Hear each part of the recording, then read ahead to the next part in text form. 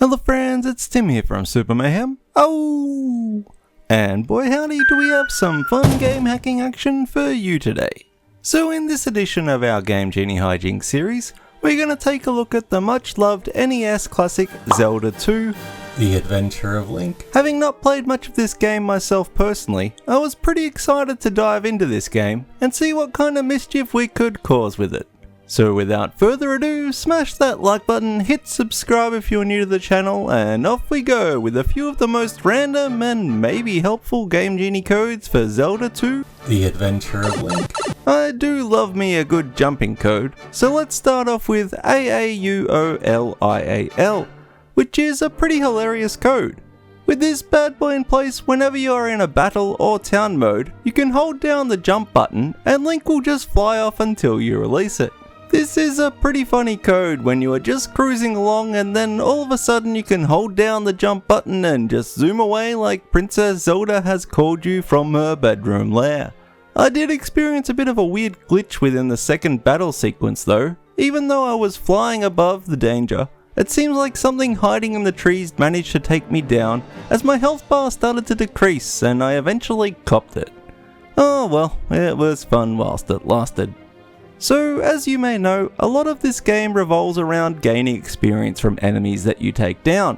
So I thought that the code AAVIIGAE would be pretty handy here. This time, for every experience point you get, for taking down an enemy, you actually gain 2048 experience points. This is actually pretty insane, as after a couple of mobs you pretty much max out all of your hearts, attacks and magic power.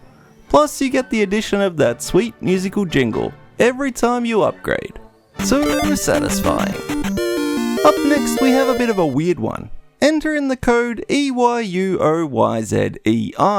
and Link will be blue. It's kinda like you are in a cave but you aren't in a cave and you don't have a candle.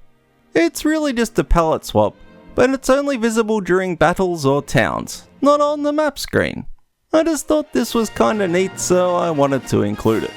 I had to give the code GEIKOI a try, as it was labelled simply as Flood Hyrule, and well, it actually delivers. When you enter in this code, you basically cannot enter into town because it's underwater. I'm not really sure what is the added benefit of this, as you are pretty much forced to go through the caves and fight these weird worm things, but it's a cool code nonetheless. So after the rather rude worm attack, I thought I should try the 3-line giant code that is GGUTPUSX plus NLUTZLGN plus KIUTLLYE, and this code's actually pretty super cool. With these codes in place you can just plow through enemies like it is no one's business. Now you can just walk up and touch enemies and they instantly get killed. Unfortunately you don't seem to get any experience from any enemies, but since you are pretty much invincible you can just power walk your way through the game. You don't really need any bonus help. For this next clip I actually paired up two different codes. Firstly I added AASOSEZP, which is pretty epic and allows your sword to always shoot its beam, no matter what your health status is at. This leaves those close quarter battles a thing of the past. The second code I was using was AEVIUOPP, and it is a huge help because it actually allows you to open any doors without needing a key. Obviously this makes life so much easier as a lot of this game is about exploration and finding keys to access new areas, so it is super helpful for those just wanting to move to the next stage of the game. However, those damn blobs still got me though. Ugh. If you are tired of always starting the game in front of a sleeping Princess Zelda, then you can use some fun warp codes like PASKSU, which allows you to start off your journey near the temple on the island.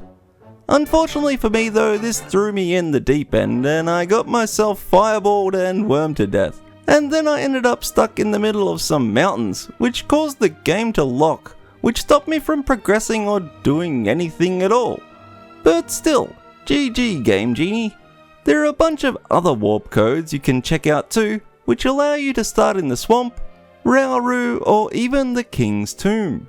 And finally I'll leave you with the code ASXTGTEL, which is super awesome.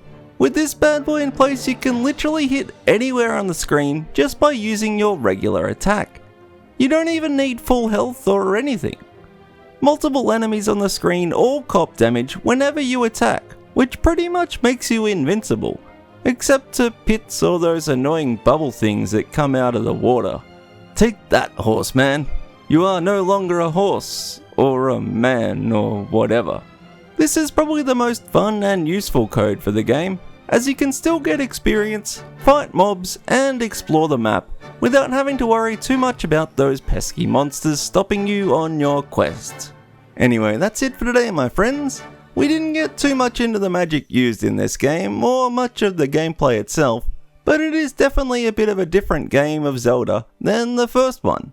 Personally, I'm a bit more of a fan of exploring and attacking things than talking to people in a market and such, but every game has its ups and downs, and I would certainly recommend checking this game out if you're a fan of the Zelda series, or even retro gaming in general. So with that said, if you enjoyed this quick look at the game hacks for Zelda 2, The Adventure of Link on the NES, then be sure to hit that like button, subscribe if you are new, make a comment down below, and make sure you share this video with your friends as well. And with all that said, I will catch you in the next one, my friends. Peace out and keep up the mayhem.